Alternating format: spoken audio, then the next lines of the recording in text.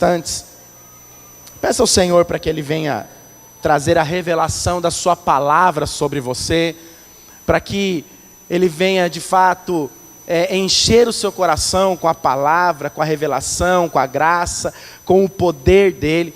Pai de amor, nós nessa noite, Senhor, nós oramos e bendizemos o Teu nome, Deus. Pai, o Teu nome, que a Tua palavra diz que está acima de todo nome.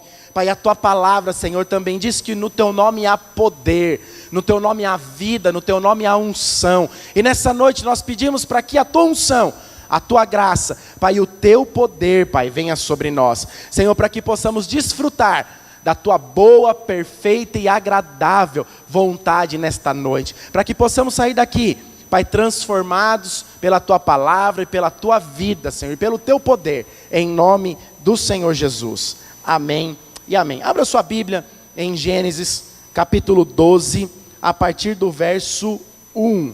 Gênesis, capítulo 12, a partir do verso 1. Esse ventilador está me sabotando. É uma bênção, mas eu não dou conta de pregar com tablet, irmão, você não tem noção. O negócio se apaga na hora, aí eu não acho onde eu estava. Então eu estou meio arcaico ainda com folhinha. Gênesis capítulo 12, a partir do verso 1. Deixa aberto aí. Primeiro eu queria compartilhar antes de nós lermos. Irmãos, quantos aqui entendem que a palavra de Deus, ela nos chama para desfrutarmos de tudo? Diga assim, como o pastor Leandro disse, agora eu vou copiar. Diga para quem está do seu lado, tudo. Olha para o outro, diga assim, tudo. Defina para mim o que é tudo.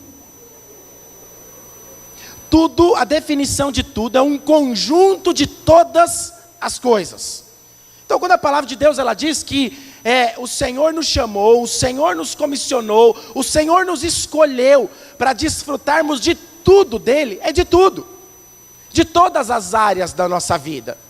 Se eu perguntar aqui para você agora, quantos aqui gostariam de ser ricos? Talvez você levantaria a sua mão e falaria, pastor, eu gostaria muito. O fato é, isso não pode ser um objetivo de vida nosso. Não pode ser algo que nós almejamos, falar, não, eu nasci porque eu quero ser rico. E aí você vai buscar isso a vida inteira. Nós que conhecemos a palavra de Deus, sabemos que não é dessa forma que as coisas acontecem. Esse não é o chamado de Deus para mim e para você, mas o chamado de Deus para nós. Por mais que muitos possam ficar ricos, mas o chamado de Deus para mim e para você, para todos nós, é que desfrutemos de tudo que Ele é. Desfrutemos de um casamento bem-aventurado, de um casamento santo, desfrutemos de uma vida financeira saudável, uma vida financeira de desfrute. Porque talvez você fale, pastor, mas como que eu vou desfrutar com o salário que eu ganho? Eu quero falar para você, Deus ele é um Deus de poder, de milagre. E Deus pode multiplicar tudo que Ele coloca na sua mão, quando você entendeu que você foi chamado para desfrutar de tudo dEle. Então você foi chamado para desfrutar das bênçãos de Deus lá no seu trabalho.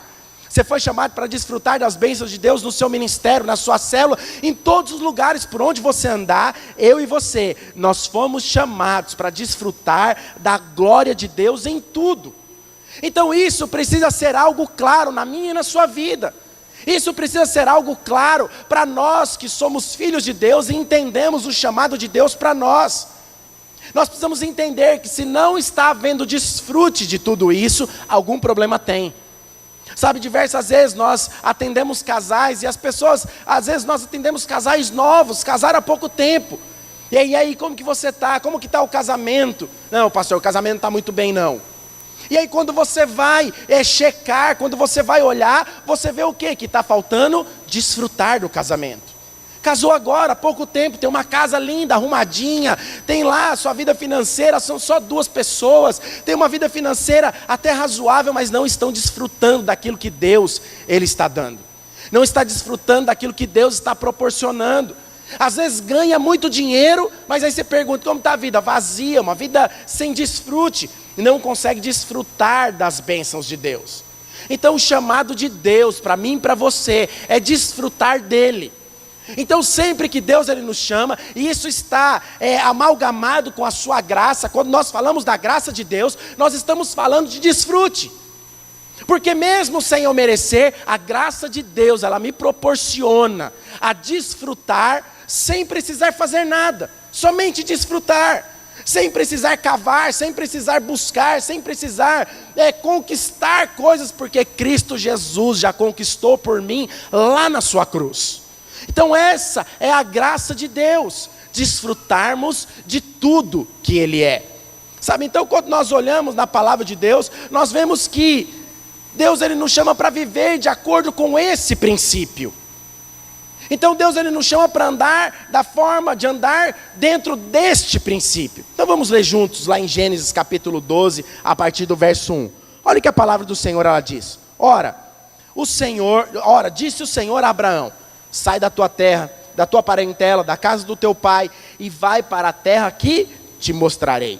Então de ti farei uma grande nação, e te abençoarei, e te engrandecerei o nome, se tu uma bênção. Olha para a pessoa que está do seu lado, diga para ela assim: se tu uma bênção. Olha para o outro e fala assim: você é uma bênção. Olha para o de trás e fala assim: seja uma bênção.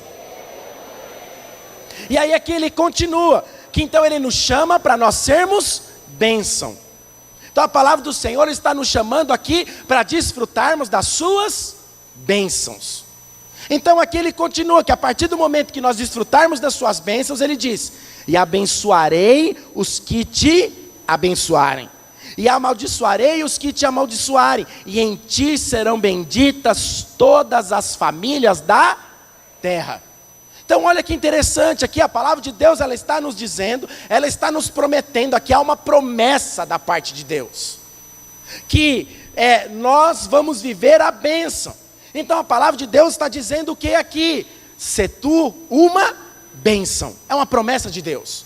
Deus está dizendo aqui para nós sermos uma bênção, e está nos prometendo que Ele nos abençoaria. E que depois dele nos abençoar, Ele também o quê? Ele nos abençoaria, e também abençoaria aqueles que nos abençoarem. Olha a promessa de Deus, que quando nós estamos vivendo debaixo das bênçãos de Deus, além de Deus nos abençoar, aqueles que andam ao nosso redor e que nos abençoam também serão abençoados. Olha que coisa maravilhosa, olha que coisa fantástica, quando nós entendemos isso, quando nós vivemos esse princípio. Então isso é uma promessa. E quando nós olhamos aqui, o Senhor dizendo isso a Abraão, nós vemos que Abraão, mesmo estando antes da lei, a lei ainda não havia sido estabelecida por Deus, Abraão já vivia na graça de Deus e desfrutava da sua graça. Abraão, antes de ter a lei, ele vivia numa época que não tinha nada, ainda não tinha nada estabelecido, mas Deus o chamara para quê? Para que ele desfrutasse das suas bênçãos. Então Abraão foi alguém que desfrutou da sua graça. Então nós vemos o quê? Que Abraão, para mim e para você, é um referencial para nós aprendermos princípios importantíssimos na minha e na sua vida. Então Abraão teve o quê? Que a forma dele andar, a forma dele conquistar, a forma dele fazer, foi sempre olhando para Deus. Então a forma de nós desfrutarmos de tudo que Deus ele é tendo o nosso olhar fixo nele. Então todas as vezes que o nosso olhar se desvia daquilo que é de Deus, nós nos desviamos das promessas do Pai. Mas todas as vezes que o nosso olhar está em Deus, nós vemos o quê? Que a vida de Deus, as promessas de Deus fazem parte da nossa vida, porque o nosso olhar está fixo nele. Então sempre que as circunstâncias elas vierem sobre nós, nós temos a tendência, quando a circunstância ela vem, quando a circunstância diversa vem, nós temos a forma de fazer, infelizmente, de desviar o olhar. Mas a palavra do Senhor, ela nos chama para olhar fixamente para Ele sempre. Sabe, talvez nós não vivemos todas as promessas de Deus porque nós desviamos o olhar. Certamente quando Deus chamou Abraão, quando Deus disse para Abraão que Abraão ia ter uma nação, que Abraão ia ser pai de nações, No primeiro momento, Deus ele fala para ele, fala: Abraão, você vai ser pai de nações. Mas Abraão não consegue enxergar, Abraão não vê, e aí ele tenta dar um jeitinho. Não era o brasileiro, mas era o jeitinho dele. E aí ele tenta resolver aquilo que Deus havia prometido para ele. Então o que Abraão faz? Pelo fato de não ter olhado para Deus. Então olha o que Deus ele faz. E Abraão vai lá e engravida sua serva. Mas Deus tira Abraão de dentro da sua tenda, leva Abraão para fora. Fala para ele que ainda não era Abraão, não tinha feito promessa com ele ainda, era Abrão. Leva ele para fora, fala: Abraão, olha para o céu, conte as estrelas. Então você percebe que tudo na minha e na sua vida, para viver as bênçãos de Deus, nós precisamos focar o nosso olhar em algo. E esse algo se chama Jesus. Esse algo se chama Deus. Então o nosso olhar precisa estar fixo nele. A partir do momento que o olhar de Abrão esteve fixo em Deus, ele passou a viver as promessas de Deus. Sabe, então esse é um princípio muito importante que eu e você, nós precisamos seguir. O que é que Deus prometeu para você? O que é que Deus prometeu para mim? Então se Deus prometeu algo para nós, se Ele disse que te daria e faria com você, então foque nisso. Se Deus disse que Ele faria de você um pescador de homens, se Deus disse que faria através de você, que as bênçãos de Deus estariam sobre você, irmão, esteja focado nisso. Sabe, olha para isso. Fala: não, é isso que Deus ele falou para mim, é nisso que eu vou me apegar, é nisso que eu vou olhar. Eu me lembro há um tempo atrás, quando nós recebemos o nosso chamado pastoral. Eu lembro o dia que Deus ele me chamou. Eu tinha lá 19, 20 anos, era um jovem. Eu já tinha certeza disso muito antes, antes da maioridade. Mas eu lembro o dia que eu tive essa confirmação. Nós estávamos lá num jejum de 40 horas, num sítio, lá no sítio da Videira, lá em Mariporã.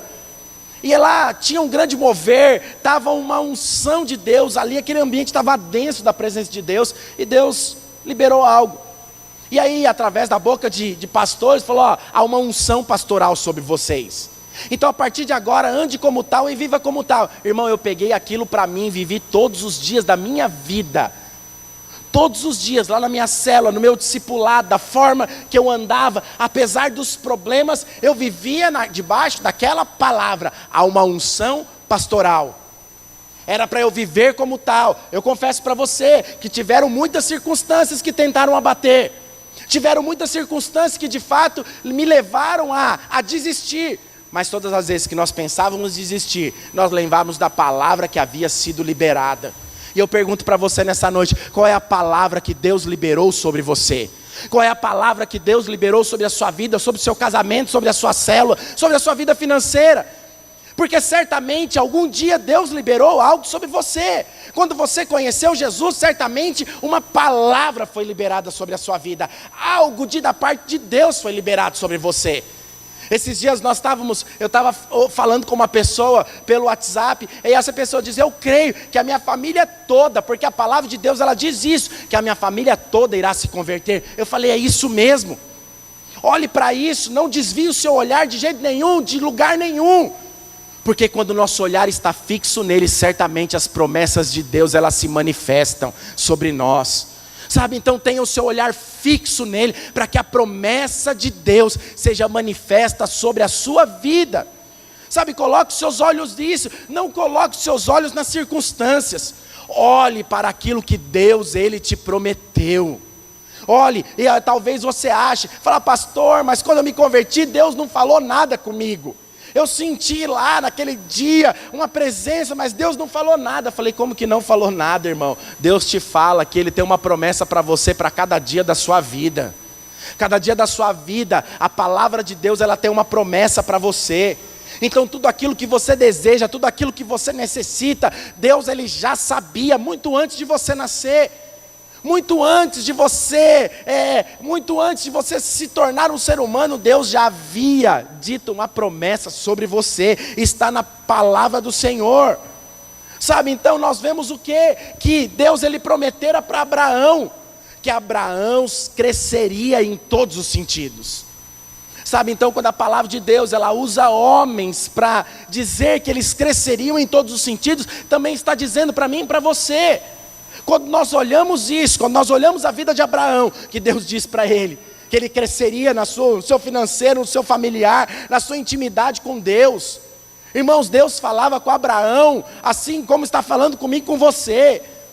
Deus alargou a tenda de Abraão de uma forma que nós não conseguimos. Abraão era o homem mais rico da terra. Abraão era um homem próspero, para onde ele andava. Nós víamos o quê? Pessoas abençoando Abraão, porque havia uma promessa estabelecida sobre ele.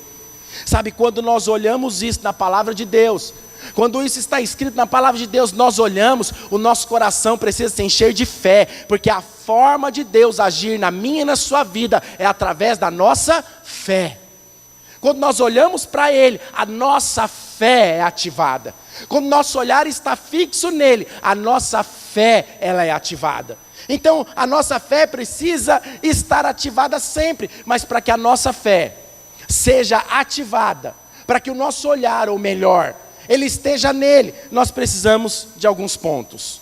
Nós precisamos fazer algumas coisas. A primeira é crer nas promessas de Deus. Então, nós cremos naquilo que a palavra de Deus ela diz. Mas a segunda aqui é crer e tomar uma posição. Abraão aqui estava na casa dos seus parentes. Abraão estava confortável. Eu lembro o dia que eu casei, tudo festa. Então nós casamos, é aquela alegria. Na semana do casamento, aquela correria, é maravilhoso o sentimento. Esses dias mesmo eu estava conversando com uma menina na Vila Mariana, ela falou, não estou aguentando mais, porque eu estou casando aqui, é tanta coisa que parece que não acaba. Eu falei, aproveita, porque você vai sentir falta disso. Porque casamento é para uma vez só, então aproveita. Mas eu me lembro o dia que eu casei, era correria, foi um mês de correria. Na semana do casamento, então, misericórdia. E aí casamos, aquela coisa toda maravilhosa, e aí você pensa, não vejo a hora de sair da casa do meu pai. Nossa, não vejo a hora de não precisar mais dar satisfação para ele, que hora que... Eu não sei você, mas eu fui criado dessa forma. Apesar de ter uma vida um pouco desregrada, meu pai colocava algumas ordens dentro de casa. Você tem horário para chegar, você não sai da... E naquela época não tinha celular não, irmão. Então você tinha que dar um jeito de comprar ficha, colocar no orelhão, não era nem cartão ainda. Vocês nem sabem o que é ficha, né? Tem a maioria que nem sabe o que é ficha. Né? Não sabe. Então é um negocinho redondo que você tinha que colocar no orelhão para você poder ligar. Só que tinha um problema, como que eu ia comprar a ficha e colocar no orelhão se o meu pai não tinha telefone em casa? Não tinha, irmão. Não existia telefone fixo, você tinha que dar um jeito de avisar. Eu vou chegar mais tarde. Não tinha conversa. Mas então casou para querer sair de casa, aquela alegria toda. Fala, não, agora é só nós, sou eu e você. Você dá satisfação para mim, eu dou para você. Você não tem noção como piorou a história, irmão. Como era bom a casa dos meus pais.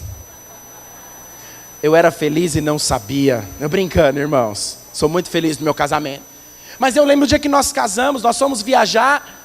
Chegamos lá no outro estado. A hora que eu desci do avião, nós descemos, irmão, foi aquele sentimento de desespero com alegria. Irmão, sabe aquele misto de é ruim, mas é bom? É um desespero que você fala, e agora? O que eu faço? Aí eu olhava para ela, menina, né, quantos anos você tinha? 23 anos, olhava para ela e falava, meu Deus, agora eu tenho que dar conta dela. Eu tenho que dar de comer, eu tenho que cuidar. Irmão, você não tem noção, a viagem era assim, ela saía de perto de mim, eu falei, você não sai de perto de mim, você fica aqui, porque se eu te perder eu vou falar o que pro seu pai? Você tem que ficar aqui, você não sai daqui. Irmão, que tanto que era o desespero. Pouco eu desfrutei da minha lua de mel, vou ser bem sincero para você. Porque era tanto desespero, a hora que chegar em casa eu tenho que fazer compra do mês, será que tem gás? Será que eu comprei? Eu não me lembro se eu comprei o botijão. Misericórdia, para sair de casa. Então era uma ansiedade para querer sair. Mas depois que você saiu, bate desespero. Então fica pensando aqui, eu fico pensando com relação a Abraão. Deus fala para Abraão, Abraão, sai da tua terra, sai da tua parentela. Abraão precisa crer na palavra de Deus. Primeiro ponto, Abraão precisa crer que Deus está falando. Para ele poder tomar uma posição. Qual é a posição que Deus queria que ele tomasse? O sair. Sabe, então Deus disse para Abraão que ele deveria sair da sua parentela. Sabe, para que as promessas se realizassem na vida de Abraão, ele precisava tomar uma posição. E qual era a posição que Abraão precisaria tomar? O agir naquele momento. Sabe, muitas vezes nós queremos viver as promessas de Deus, mas nós não queremos tomar a posição que Deus ele nos chamou para tomar. Nós queremos viver as bênçãos de Deus.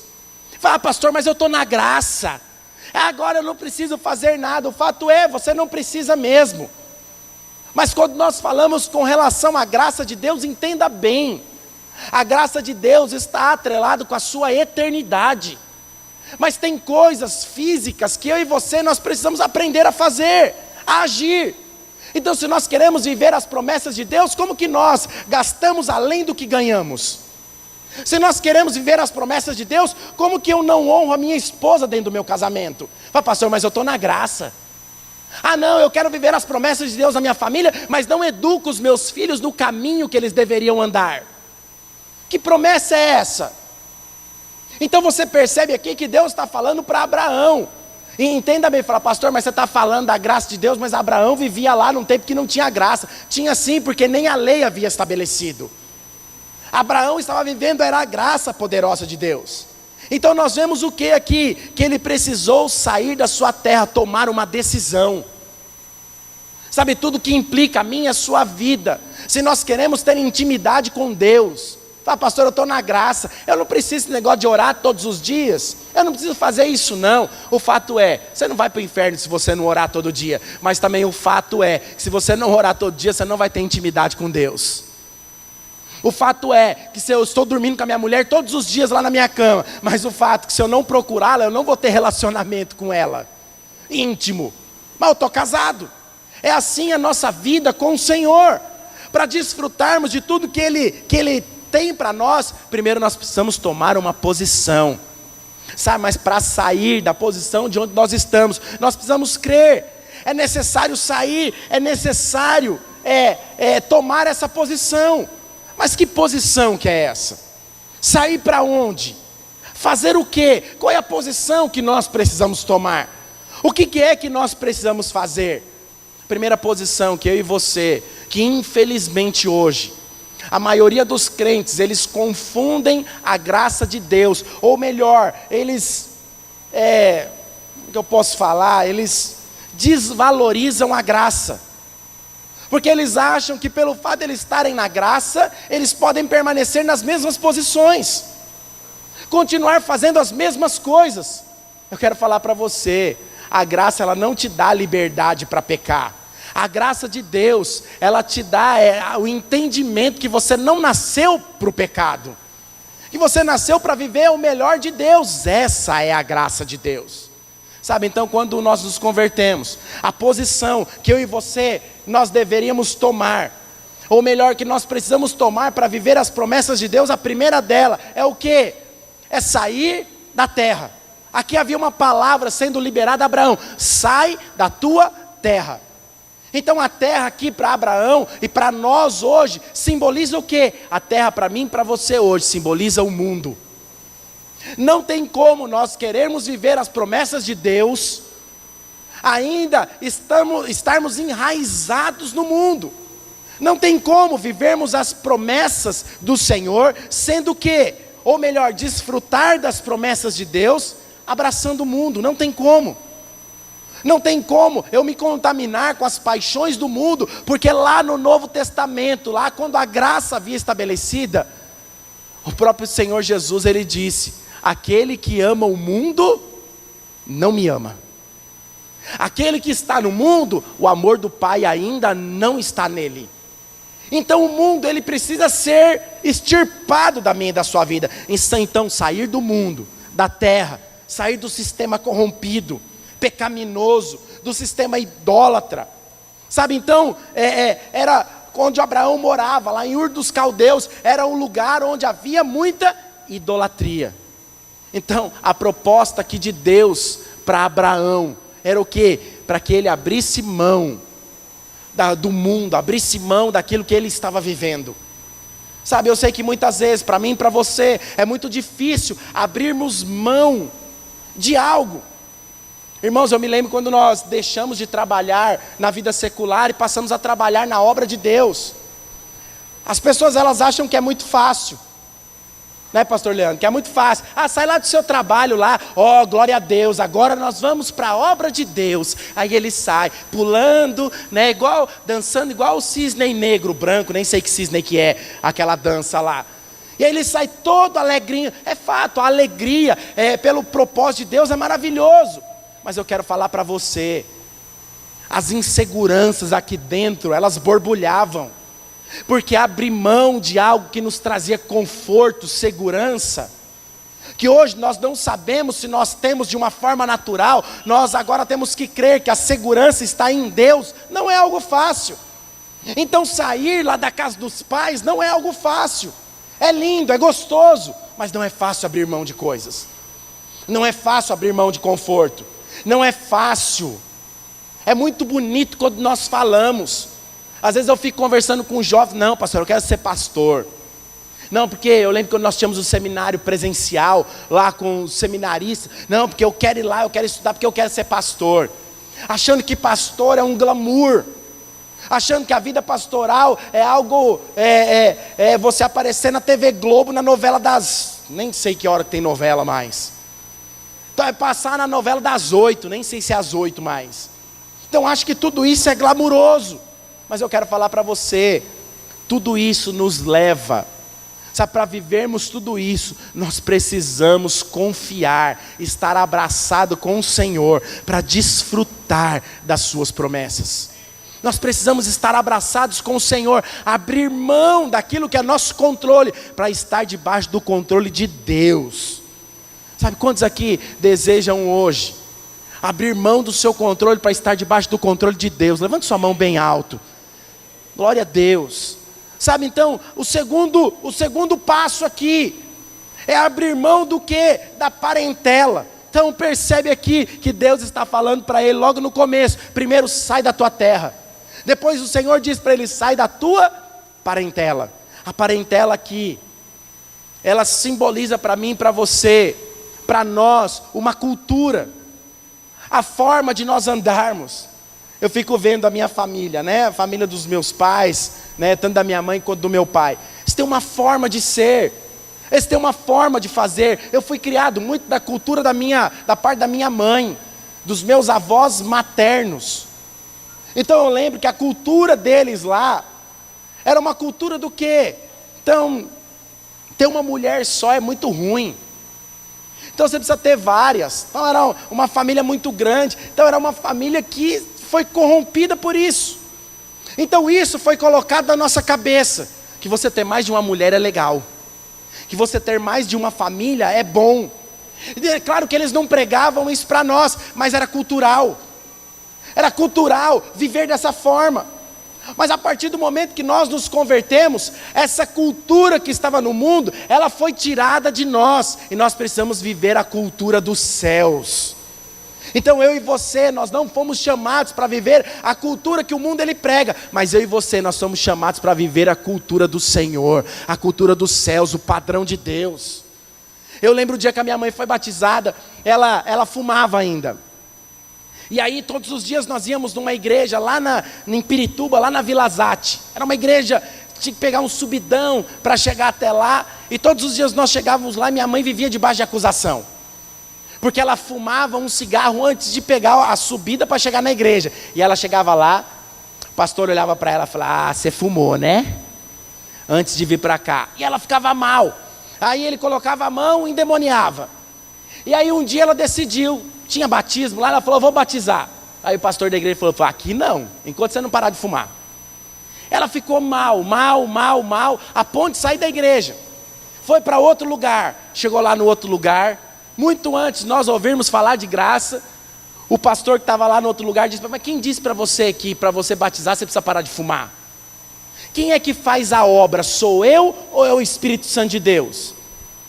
Eu falei, não, é o Espírito Santo, então eu vou me batizar. Batizou. Irmão, no dia que ela desceu para as águas, no outro dia ela foi tentar botar um cigarro na boca. Imagina uma mulher que vomitou até o fígado. Eu nem sei se minha mãe tem fígado mais.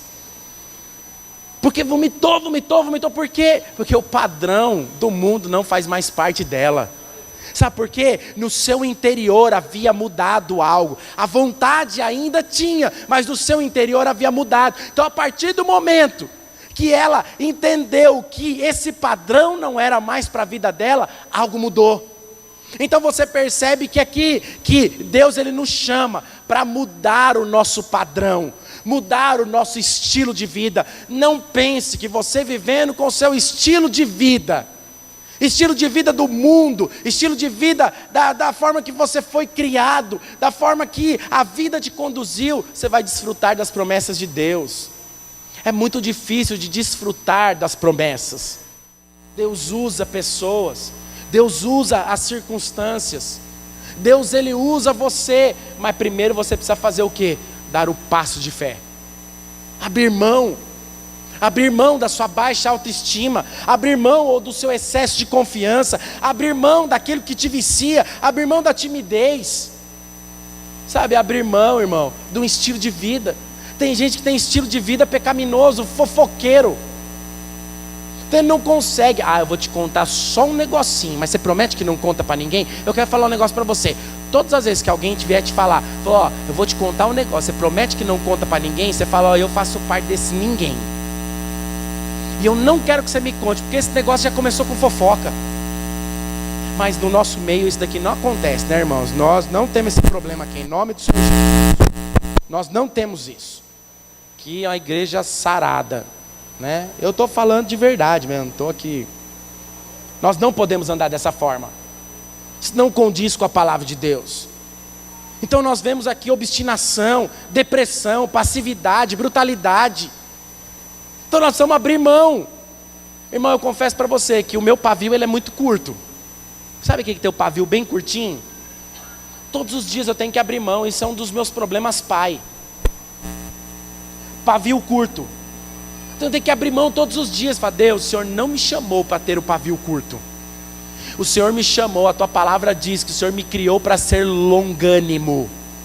Longânimo é que tem uma paciência, ele é longânimo em tudo. O Senhor não me chamou dessa forma. Sabe, então, essas coisas que mexem, sabe, essas coisas que viram e mexem e nós estamos caindo, é essas que nos param, que nos deixam de desfrutarmos daquilo que Deus ele tem para nós. Você quer ver alguns exemplos aqui dentro da palavra de Deus? Alguém que tinha uma autoestima muito baixa, um homem chamado Saul. A palavra conta aqui, eu não quero ler com você, meu horário já está um pouco estendido. Mas lá em Samuel, lá em 1 Samuel capítulo 9, a partir do 9 você vê a história de Saul sendo contada. Deus, quando ele chamou Saul, o povo estava sem rei. O povo não tinha alguém que desse direções, alguém que conduzisse o povo, alguém que tivesse um gerenciamento de um exército que fizesse aquele povo ser alguém vencedor. E aí Deus escolhe alguém, um homem chamado Saul, um homem que tinha muitos problemas, um homem que tinha muitas, a sua autoestima era muito baixa, e Deus chama Saul. Então lá no capítulo 9 o Senhor diz, então tinha ele um filho cujo nome era Saul, moço de tão belo, então que entre os filhos de Israel não havia outro mais belo que ele. Olha como era Saul. A palavra de Deus diz que Saul tinha uma beleza que não era encontrada em Israel, em toda Israel, que não havia ninguém mais alto que Saul naquele lugar. A palavra de Deus diz que todos os homens batiam do ombro para baixo de Saul. Do ombro para baixo, não havia ninguém maior que Saul. Então, aqui a palavra de Deus diz que ele se sobressaía em todo o povo. Então aqui o Senhor, ele chama Saul para quê? Para que Saul fosse o rei daquele lugar. E quando o povo ficou sabendo que era Saul, o povo deu lá um brado lá naquele lugar, dizendo, salve o rei. Só que Saul ele tinha um problema. Saul ele vivia debaixo de um complexo de inferioridade. Ele sempre achava que ninguém o valorizava. Ele sempre achava que ele não era importante entre as pessoas. Certa vez Samuel, que Deus ele falava pelo meio dos profetas, Samuel deu uma ordem para ele. Falou, Saul, você vai, antes de você ir para a batalha, depois que você for para a batalha, você vai trazer os despojos dessa guerra. E eu vou sacrificar a Deus para agradecer ao Senhor. Saul, ele não conseguiu esperar Samuel voltar. Porque ele achava que Samuel havia esquecido, que Samuel tinha deixado, e que Deus iria ficar bravo com ele. O que ele decide? Ele falou, não, eu mesmo vou sacrificar, vou oferecer sacrifício a Deus. Quando Samuel volta, ele já estava lá oferecendo sacrifício. Samuel olha para ele e fala, o que é que você fez? O que é que você ofereceu a Deus? Eu não disse que era para você esperar. Sabe, então, eu não disse que para você, depois de você ganhar essa guerra, era para você esperar. Então todo mundo que tem o problema pai, sempre coloca os pés pelas mãos. Uma outra vez, Saul, pelo fato dele achar que o povo não o aprovava, que o povo não queria saber dele, ele ganhou uma guerra. O que ele fez? Ele construiu uma estátua para si. Ele levantou uma estátua, para que o povo olhasse aquela estátua e falasse, não, aquele ali é meu rei, esse é o cara. Então você percebe o quê? Que Saul, por diversas vezes, ele tentava se autoafirmar. Então, meus amados, então perceba algo. Olha o que Saul se tornou. Então Saul, por não tratar o seu problema pai, por não deixar a sua baixa autoestima, sabe, por não sair desse problema, ou melhor, ele cultivou esse problema por toda a vida. Sabe, eu quero falar algo para você nessa noite. Sabe, tudo aquilo que nós encontramos nas nossas vidas, e você sabe do que eu estou falando, que é algo que nos prende, que é um problema que nós não conseguimos vencer, nós precisamos parar de cultivar esse problema. Nós precisamos parar de adubar esse problema, de dar vitamina para ele. Porque nós sabemos o que aconteceu com Saul. De acordo com a palavra de Deus, Saul perdeu o seu reinado, porque ele não conseguiu entregar a sua vida e a sua confiança a Deus. Então todas as vezes que nós fazemos isso, nós deixamos de desfrutar. Então nós vemos outro personagem aqui na palavra de Deus, chamado Pedro, que ele era o contrário. Saul se achava inferior, mas Pedro se achava alguém cheio de si. Ele se achava o bom, ele tinha respostas para tudo, ele tinha um jeito para tudo. Ele era o contrário do que Saul ele era. Então no primeiro encontro com Jesus, nós vemos o quê? Que o Senhor ele pede. Eles tinham acabado de voltar de uma pescaria, tinham pescado a noite inteira. O Senhor Jesus olha para eles e fala assim, ó, é o seguinte, vamos pescar de novo. Pega o seu barco, prepara todas as coisas, vamos pescar. Pedro olha para Jesus e fala assim, Senhor, o Senhor não sabe de nada. Claro que eu estou parafraseando aqui. Nós pescamos, não tem peixe não. Nós pescamos a noite inteira. Não, eu conheço o mar, eu sei onde tem peixe. Eu sei como fazer. Eu sei como vencer. Não, eu sei como resolver os meus problemas. Não, pode ficar tranquilo que eu sei. Não, eu sei que esse daqui não é horário de pescar. Pescar para pegar peixe não é de dia, é de noite. É à noite que nós pegamos peixe. E nós ficamos a noite inteira e não deu. E aí qual foi o resultado? Quando Pedro ele olha para Jesus e fala, sobre a tua palavra. Então eu quero falar para você, para nós vencermos o nosso problema pai, nós precisamos andar debaixo da palavra de Deus. Então Pedro olha e fala assim, debaixo da tua palavra, eu vou lançar as redes. E aí eles saíram. Sabe o que aconteceu? Talvez você não prestou atenção nessa história. Pedro e os seus sócios haviam pescado tantos peixes, porque aí talvez você olha na história e fala, como que eles viveram a vida inteira lá com Jesus? Eles viveram de milagre, de oferta das pessoas. Quero falar para você, o tanto de peixe que eles pescaram, de acordo com alguns estudiosos, foi o suficiente para ele enricar a vida inteira, e ele poder manter o ministério dele com Jesus. E nada faltou para Pedro. A ponto do barco que Pedro, você achava que era barquinho pequeno, não era barquinho pequeno não, era barco grande. A ponto do barco quase virar pique, quase afundar, porque ele lançou as redes segundo a palavra de Deus. Sabe, talvez hoje você não tenha conseguido se desvencilhar dos seus problemas.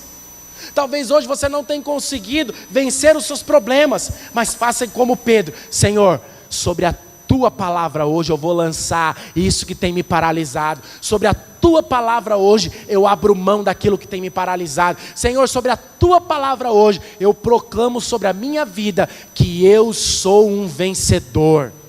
Sobre a palavra de Deus. Então, se talvez você não tenha forças para abrir mão de algumas coisas, lance sobre a palavra de Deus. Sabe, lance sobre a palavra do Senhor. Sabe, então nós vemos o quê? Que Pedro, por muitas vezes, esse problema pai o acompanhava. Jesus, quando disse que ele havia vindo para cá, porque ele ia morrer pelos nossos pecados, ele fala: Jesus, deixa disso, abre mão disso. Para que o Senhor vai morrer?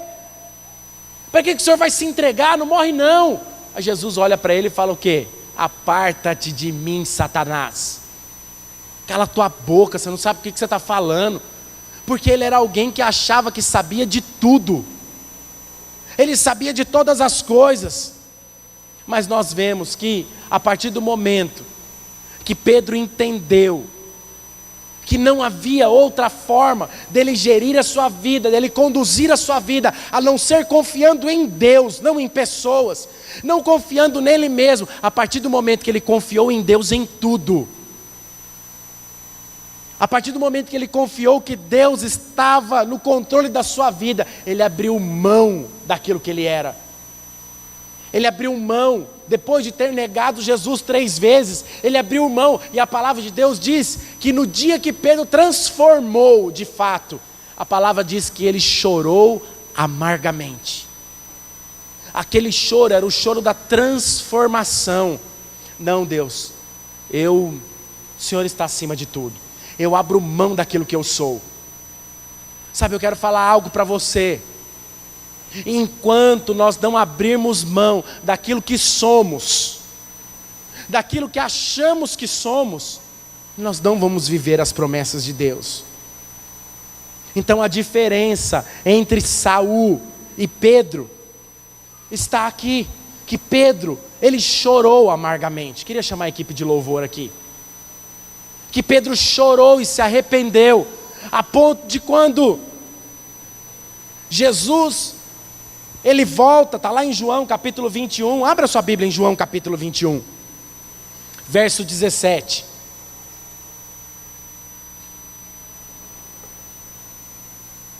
Olha o que a palavra de Deus ela diz.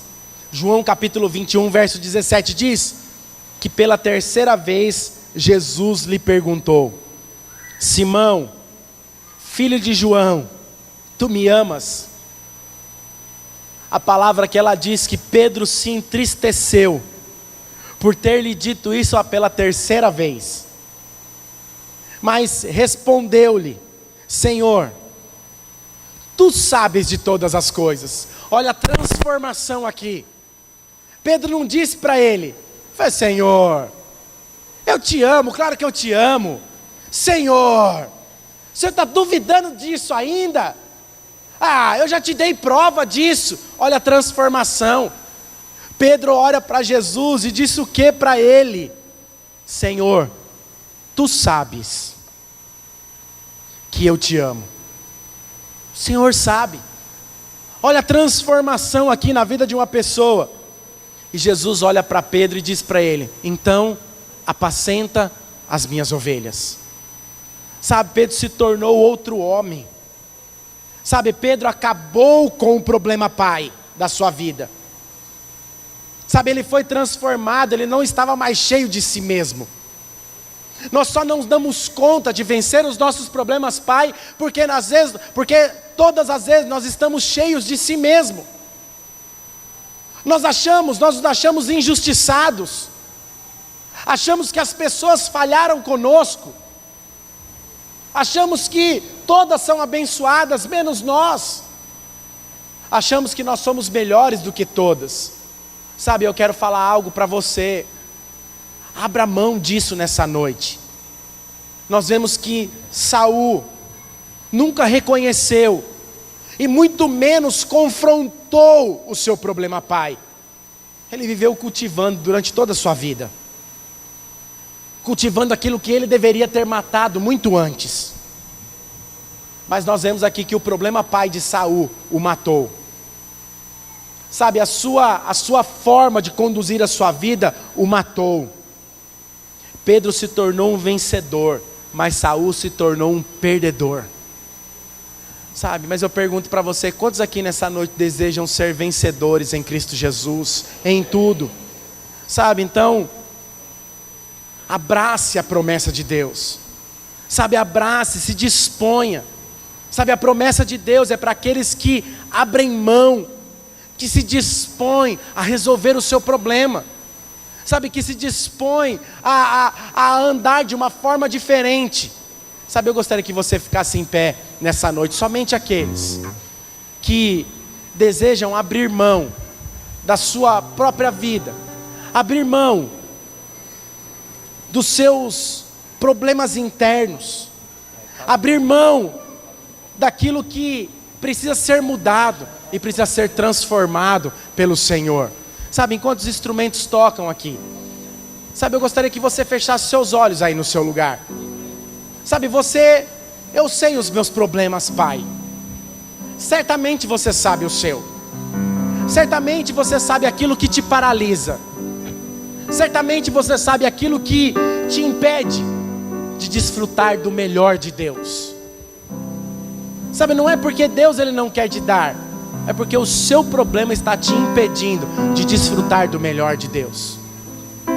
Talvez o seu problema está lá no seu casamento, onde você vive uma vida de acusação. Então você acusa, você é acusado, e você não consegue desfrutar do melhor de Deus. Lá no seu casamento. Talvez o seu problema, pai, está lá nas suas finanças, onde você não consegue desfrutar do melhor de Deus, porque você acha que você tem controle no seu dinheiro. Fala, eu não dizimo não, pastor, porque vai faltar. Sabe, eu estou sentindo de falar isso para você. Sabe, eu não dizimo não, porque vai faltar na minha vida.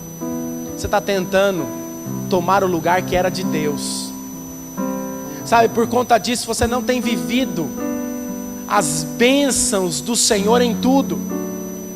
Fala, não, eu não tenho dado, não, eu não oferto, eu não ajudo, eu não faço, porque eu não posso abrir mão de nada, porque certamente vai faltar, porque eu tenho o controle. E o Senhor está dizendo nessa noite para você, sobre a minha palavra, lance a sua vida. Sabe, o Senhor está te pedindo nessa noite para você lançar sobre a palavra dEle. Sabe, talvez o seu problema, sabe, talvez até hoje você não é alguém. Você está aqui há tanto tempo conosco, mas não lidera. Fala, não, já sou membro vitalício, dinossáurico, não existe essa palavra, mas eu estou lá desde os primórdios, estou quase virando petróleo. De tanto tempo que eu já estou enfincado lá nessa terra. Ah, por que você não é líder ainda? Não, por que não? Porque eu não nasci para isso. Eu quero falar para você, desde quando Deus, Ele te formou, Ele plantou dentro de você o seu Espírito, o Espírito Santo dEle, que nos chama para liderar em todo e em qualquer lugar, nos chama para tomar a frente da sua obra. Sabe, talvez isso tenha sido o seu problema, pai, as inseguranças nos relacionamentos, insegurança na obra de Deus, sabe, insegurança em fazer a obra do Senhor. Sabe, existem alguns sintomas de que muitas vezes nós estamos cultivando esses problemas. Sabe, alguns dos sintomas que muitas vezes nós cultivamos é o isolamento. Não, eu não quero fazer parte não. Não, eu não quero me envolver muito não. Deixa eu aqui quietinho no meu lugar. Talvez esse seja um problema de você ficar quietinho aí no seu lugar, porque você não quer estar em evidência, porque você não quer fazer parte de algo muito maior. Ou talvez é o cansaço. Eu estou cansado de tudo. cansado dessa visão. Estou cansado da igreja, estou cansado dos meus irmãos. Eu estou cansado da minha célula, estou cansado dos meus pastores. Estou cansado do meu casamento. Sabe, o cansaço é um dos sintomas de que existe um problema pai. Sabe, o problema sempre está nos outros, não está em mim. Sempre o problema está no meu líder. O problema está nos meus liderados. O problema está nos meus pastores. O problema está na igreja. Não, o problema está ao meu redor. Mas o problema nunca está com você.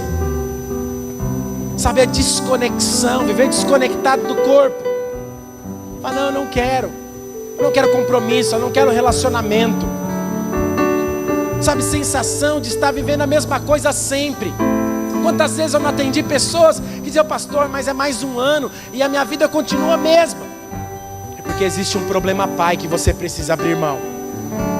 Existe um problema pai que você precisa se desvencilhar dele, para não viver as mesmas coisas. Ah, pastor, mas faz 20 anos que eu tenho vivido da mesma forma. Deus, faz 20 anos que o meu casamento é o mesmo. Faz 20 anos que o meu financeiro é o mesmo. Faz 20 anos que o meu emprego é o mesmo. Talvez o seu problema pai tenha gerado em você uma tristeza profunda, um desânimo, um esfriamento do amor e da paixão ao Senhor. Ou talvez o problema pai tenha feito você perder o rumo. Você tem andado desconectado, tem andado sem rumo. Sabe, nós estamos aí nos aproximando de mais um jejum de 21 dias. E talvez essa seja a sua frase. Eu comecei com ela de propósito. Está chegando mais um jejum de 21 dias. Ufa, mais um. É mais uma vez que eu tenho que ler. É mais uma vez que eu tenho que me reunir com a minha célula. É mais uma vez que eu tenho que fazer. Sabe, talvez isso tenha te paralisado. Sabe, de ter feito você perder o foco. Porque o jejum, ele é o quê? O jejum, ele nos traz o foco para que a manifestação do poder de Deus. Sabe, mas a manifestação do poder de Deus para quê?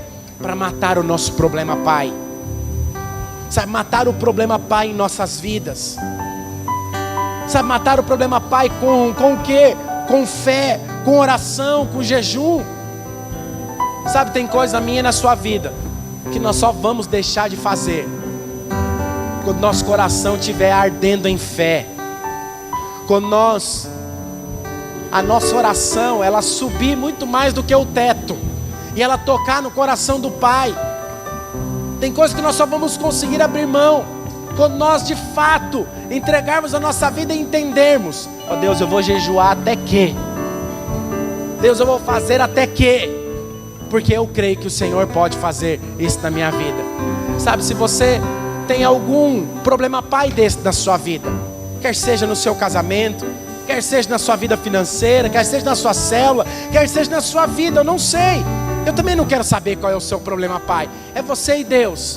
Mas hoje você deseja abrir mão desses problemas da sua vida. Eu gostaria que você saísse do seu lugar e você viesse aqui à frente. Fala: Deus, eu decido. Deus, eu quero abrir mão, porque eu quero viver o melhor do Senhor em tudo. Saia do seu lugar e vem aqui. Fala: Deus, eu decido. Deus, hoje eu abro mão. Eu abro mão de ser assim. Deus, eu abro mão de andar dessa forma. Venha bem à frente para aliviar o corredor. Sabe, enquanto os instrumentos tocam, sabe, talvez o seu problema pai seja vícios que você tem sido presos a ele por